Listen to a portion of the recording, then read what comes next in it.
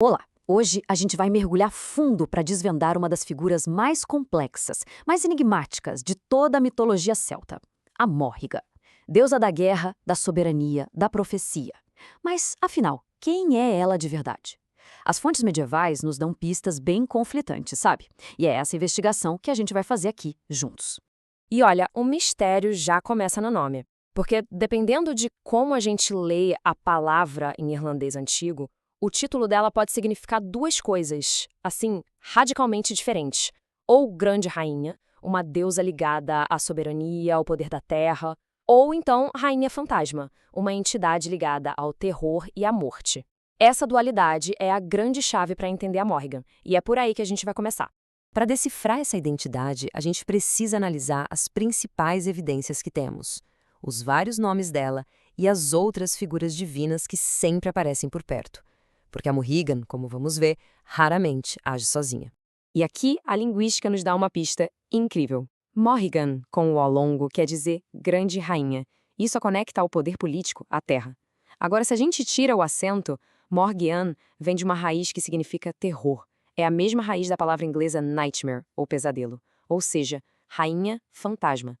O mais louco é que as duas formas aparecem nos manuscritos, sugerindo que ela é, ao mesmo tempo, a majestade do poder e o terror que é preciso para manter esse poder. Mas calma, a complexidade só aumenta. As fontes muitas vezes falam das Morriga, no plural. Geralmente, esse trio inclui Bebe, Masha e Nemaine. Elas são descritas ora como irmãs da Morriga, ora como outras faces dela mesma.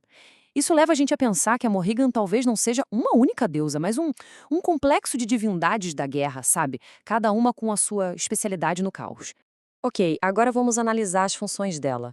E é aqui que ela se revela uma deusa dos limiares. Ela está sempre agindo entre a vida e a morte, entre a ordem e o caos. É nesse paradoxo que a verdadeira natureza dela brilha. Na guerra, o domínio da Morrigan é totalmente psicológico e mágico. Ela não está lá lutando pela própria glória. Pelo contrário, ela sobrevoa o campo de batalha, muitas vezes na forma de um corvo, usando gritos e magia para encher os aliados dela de fúria e para paralisar os inimigos de terror. Ela é basicamente a própria atmosfera do conflito. E esse poder nos leva a um dos papéis mais importantes dela, a soberania. A Morrigan personifica o próprio território da Irlanda. Para um rei ser considerado legítimo, ele precisava se casar simbolicamente com a terra, ou seja, com ela. Era essa união sagrada que garantia a prosperidade do reino e a vitória nas batalhas. Sem a aprovação dela, simplesmente não existia reinado. Ela também é uma vidente do destino. E uma das imagens mais aterrorizantes dela é a da lavadeira no Val. É uma figura sinistra que aparece num rio, lavando as armaduras ensanguentadas de guerreiros que estão prestes a morrer em batalha. Ver a cena era um presságio de morte, inevitável. Ela não apenas prevê o futuro. De certa forma, ela o personifica. A capacidade dela de se transformar é absolutamente central para a gente entender quem ela é. Ela assume principalmente 4 formas e cada uma revela uma faceta do poder dela. O corvo, que observa a morte de cima, o lobo, que encarna o instinto predatório da guerra, a enguia, que representa o perigo oculto, aquele que está sob a superfície, e, surpreendentemente, a vaca, um símbolo da riqueza da terra e da soberania. Cada forma é uma extensão do domínio divino dela. Certo. Agora que a gente já entendeu os nomes e as funções, vamos ver como ela age na prática. Vamos analisar o testemunho dos épicos medievais e examinar as interações mais famosas dela com outros deuses e com os heróis. No texto, Cathmaist Reard, a Morrigan se une ao Dagda, o chamado Bom Deus, bem na véspera de uma batalha decisiva.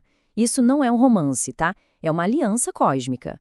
Ele representa o poder da tribo, ela, a soberania da terra e a magia da guerra. A união dos dois garante a vitória do povo deles, os Tuatha Dé Danann. É pura estratégia divina.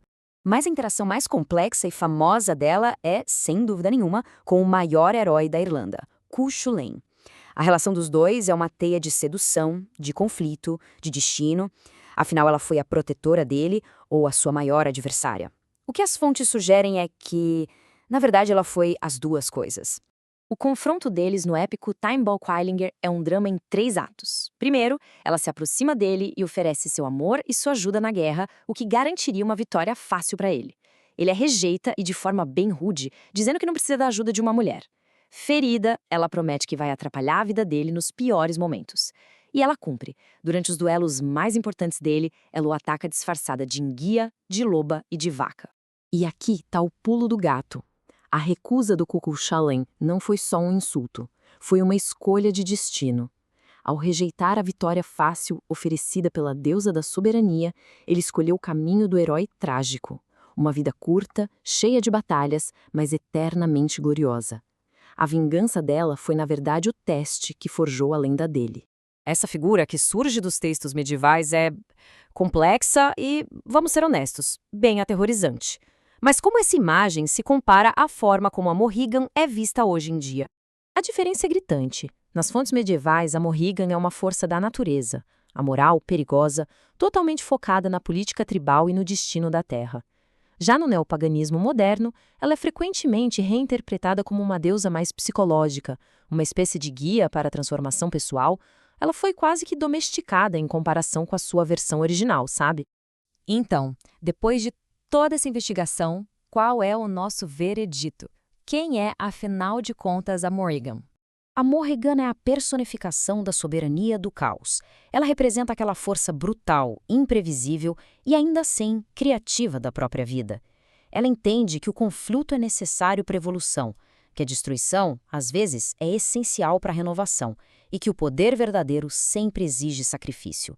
Ela não é boa nem má, ela é necessária. Isso nos deixa com uma última pergunta para reflexão. Em um mundo que busca o tempo todo a estabilidade, a ordem, o que a gente pode aprender com uma deusa que governa através do caos?